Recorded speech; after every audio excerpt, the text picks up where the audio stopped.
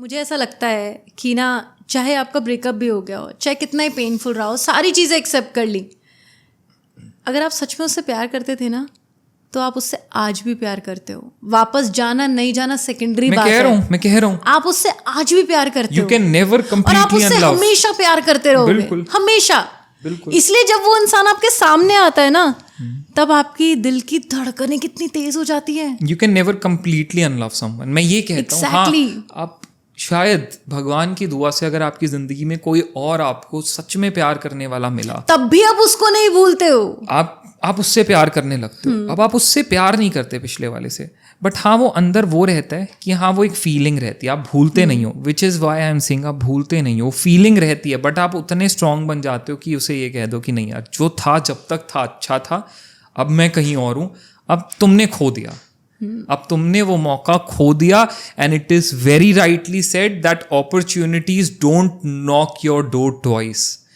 तुमने पहली बार उसको नहीं समझा, तुमने खो दिया, और वो किसी सही के हाथ में लगा। मैं कहता हूँ बहुत अच्छा हुआ। इसलिए मैं सबको ये समझाती हूँ, प्लीज़ वक्त रहते लोगों की कदर करो। जो आपके सच में शुभचिंतक हैं, उनको अपने ज़िंदगी में सबसे करीब रखो, क्योंकि कल को जब आपको कोई आपका साथ नहीं देगा, जब आपके लिए कोई खड़ा नहीं होगा आपकी तकलीफ़ में, सच में देखना, सबसे पहले वही इंसान आपके लिए आएगा कि यार इसको मैं तकलीफ़ में नहीं देख सकता। तो जिस इंसान को आपको तकलीफ़ में देख के खुद तकलीफ़ हो जाए, तो इसका मतलब वो आपसे सच में प्यार करता है। और पता है यार, मैं सिर्फ एक बात कहूँगा, पता है, तुम जिंदगी में पैसा फिर कमा लोगे, तुम जिंदगी में नाम कमा लोगे, फेम कमा लोगे, दोस्त आएंगे जाएंगे, जॉब्स बदलेंगी, बिजनेसेस बदलेंगे, रेजिडेंसेस बदलेंगे, सब कुछ होगा। वो एक इंसान नहीं आएगा, वो नहीं आएगा, वो नहीं आएगा भाई, वो नहीं आएगा। और सबसे अच्छी बात बताऊं, और तुम वो दूर बैठे सब कुछ देख रहा होगा, वो नहीं आएगा। वो आपको ब्लेस कर रहा होगा, वो आपके लिए तब भी कोई बुराई नहीं करेगा, वो तब भी बोलेगा चल अच्छा है, कोई बात नहीं, आगे बढ़ रहे ना, चल अच्छा है। लेकिन वो उस टाइम पे नहीं आएगा, वो आपके नजरों के सामने नहीं होगा, वो मिसिंग है यार। कर्मा कहीं तो आएगा ना फिर, कर्मा और कर्मा आता है, कर्मा आता है। कर्मा इतनी स्ट्रांग भगवान की बनाई चीज है ना, इतनी स्ट्रांग मुझे लगता है। तुमने किसी की आंख इसी जन्म में आता है। कहने की बात है कि कैरी फॉरवर्ड, और कैरी फॉरवर्ड वाला टाइम निकल गया। पुराने जमाने में होता था कैरी फॉरवर्ड, अब इसी जन्म में आएगा। मतलब तुमने किसी को एक आंसू दिया है ना भाई, तुमने किसी को एक आंसू दिया, इंटू 10 कैलकुलेट कर कहता हूँ इंटू 10 छोड़ो भाई, तुम क्या क्या होने वाला है तुम नहीं जानते। और पता है लोग इस बात को ना समझते नहीं है। लोग सोचते हैं क्या हो गया, थोड़ा सा रोई तो थी वो, या थोड़ा सा रोया ही तो था वो, क्या हो गया। नमित, क्या सिर्फ आंखों से आंसू निकलना ही पेन होता है क्या? नहीं, दर्द तो दर्द है, वो अंदर भी है। शायद कई बार पता है वो लोग दर्द को इतना महसूस करते हैं जो बाहर दिखा नहीं पाते। हर किसी का ना पेन फील करने का तरीका अलग है, उसको डील करने का, अपने सॉरोस को, अपनी सफरिंग को डील करने का हर किसी का तरीका बहुत अलग होता है। जिंदगी में आपको रोज इतने पहलू देखने पड़ते हैं कि आप हर एक जगह पे अपना असली दर्द, असली तकलीफ, असली जिंदगी आप शो नहीं कर सकते हो। नहीं कर सकते हो। आपको एक कहते ना मुखौटा पहनना पड़ता है, राइट? अब अपने अंदर आपके क्या तूफान मच रहा है वो सामने वाले को पता भी नहीं चलता है। Very true. तो आप हर किसी को नहीं शो कर सकते हो। लेकिन क्या आपको तकलीफ नहीं है? बहुत तकलीफ है। अक्सर जो लोग मुस्कुरा रहे होते हैं वो सबसे ज्यादा तकलीफ में वो होता सबसे है। ज्यादा तकलीफ में होते हैं। जो लोग अक्सर ये बोलते हैं ना कि नहीं मुझे पेन नहीं हो रहा, मैं ठीक हूँ, मैं तो बिल्कुल सही हूँ, देखो आई एम स्माइलिंग, देखो आई एम लाफिंग, देखो आई एम डूइंग एवरीथिंग। भाई वो इंसान अंदर सबसे ज्यादा दर्द लेके चल रहा है, सबसे ज्यादा वो तकलीफ में होता है। क्योंकि रोया जो उसने तो चलो फिर निकाल लिया आंसुओं के जरिए, जो रो भी नहीं पाया ना उसका दर्द कहाँ गया होगा सोचो। बिल्कुल। और आपने यह देखो, नॉर्मल सी चीज़ है, अगर आप किसी का, अच्छे इंसान का दिल दुखाओगे, अगर आप ऐसे इंसान का दिल दुखाओगे जो सच में आपके लिए, आपको बहुत प्यार करता था, भगवान आपको सच में उस चीज़ का एहसास दिला देगा। इसी को कहते हैं कर्मा कम्स बैक। कर्मा नहीं छोड़ता, बिल्कुल नहीं छोड़ता। ये ना थ्योरी मेरे को ना, ये थ्योरी मैं बताती हूँ एक्चुअली में वर्क कैसे करती है। मेरे को इसकी, चलो आप थ्योरी समझाना, मेरे को ना इसकी किसी बड़े समझदार इंसान ने एक बात कही थी, मैंने उनसे पूछा था, वो बहुत बहुत बहुत समझदार हैं, अ वेरी लर्नड मैन। मैंने उनसे पूछा कि यार कर्मा का साइकिल जो है ठीक है बनाया गया, but does it really exist, या क्या है ये, मतलब 100%।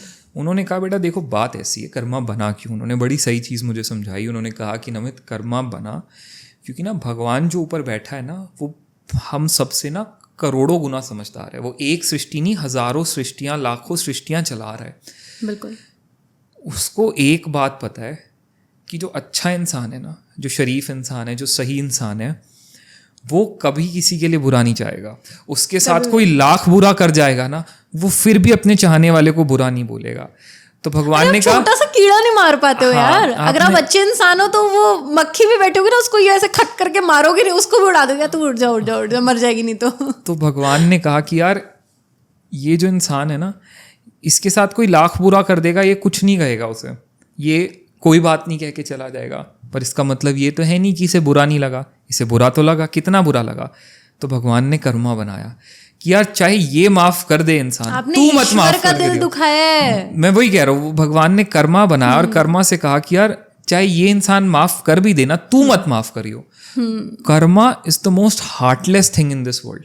भगवान ने कहा तू बिल्कुल लॉग्स रख, सामने वाला अच्छा कर रहा है उसे अच्छा दे, वो बुरा कर रहा है उसे बुरा दे, चाहे उसको कोई बद्दुआ ना दे बुरा करने के बाद, चाहे उसका बुरा किसी को ना दिखाई दे, चाहे वो खट करके आराम से निकल जाए किसी का बुरा करके, तू लॉग रखियो। और जब तेरे को लगे ना सही वक्त आया, उस पे हिट करियो।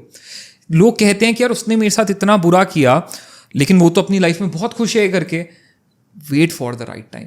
कर्मा हिट करता है सही टाइम पे, और वो ऐसे घुमा के मारता है ना तुम्हें, तुम सोचते रह जाते हो मेरे साथ ये क्या हुआ। नमित, सबसे बड़ी चीज़ बताऊं, जब भी अगर आप एक अच्छे इंसान हो, अच्छे इंसान मतलब अगर आप सच में अपने अंदर की आवाज़ को महसूस कर सकते हो, है ना, और अगर फिर भी आपने अपने गलत इंटेंशंस की वजह से किसी का दिल दुखाया है ना, ऐसे केस के अंदर जब आपको कर्मा हिट बैक करता है ना, तो ऐसे केस के अंदर ना आपको कर्मा, ईश्वर आपको अंदर से एहसास जरूर दिलाता है कि तुम्हें कौन से कर्म की सजा तुम्हें मिली है।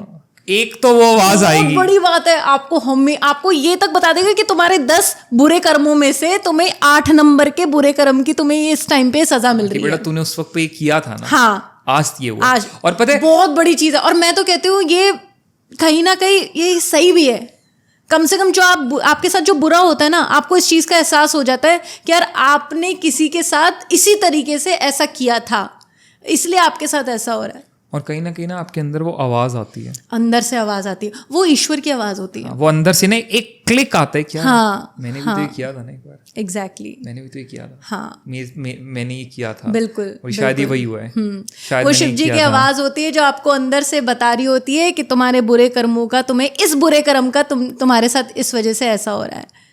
इसीलिए मैं यही चीज बोल रही हूँ कि आप गलती से भी ईश्वर के रूल्स एंड रेगुलेशंस के साथ खिलवाड़ मत करो।